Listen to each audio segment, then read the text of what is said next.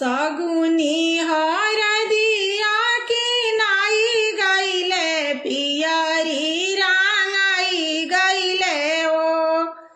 सगुनी हरदिया की नाई गईले पियरी रांगाई गईले हो।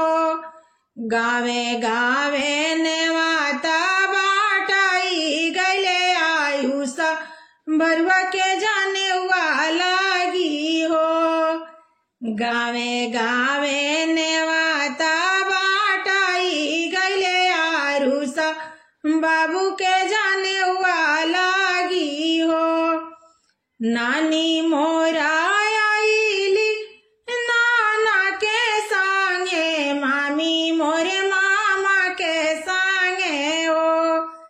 नानी मोरा आईली नाना के संगे मामी मोरे मामा के संगे हो। फुआ मोरा आईली बनिहारवा संगे लोगावाला जाई गईले हो। फुआ मोरा आईली ड्राइवरवा संगे लोगावाला जाई गईले हो।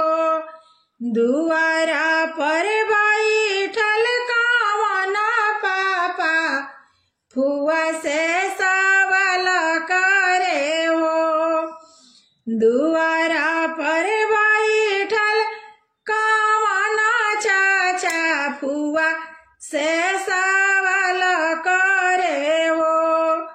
काहे दीदी आइलू बनिहारवा संगे पाहुन कहाँ चली गईले हो। काहे बहिनी आइलू ड्राइवरवा संगे पाहुन कहाँ चली गईले हो। तोहर फूफा बरुआ रुसल बाड़े खेते जाके सुतल बाड़े हो। तोहर फूफा बरुआ रुसल बाड़े खेते जाके सुतल बाड़े हो। मांगेले सोने के चाहे नावा त बाबू के जाने हुआ के हो। मांगेले सोने के अंगूठिया त बाबू के जाने हुआ के हो। एही लागी आई नी बनिहारवा संगे उने काके छोड़ी आईनी हो। एही लागी आईनी ड्राइवरवा संगे उने काके छोड़ी आईनी हो। से सुना खुशा भलिया पना भाभी भले ननद अकेले आईली हो। से सुन खुश भइली अपना भाभी भले ननद अकेले आईली हो।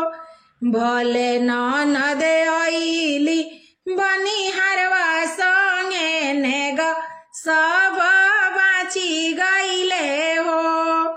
भले ननद आईली ड्राइवरवा संगे नेग सब बाची गईले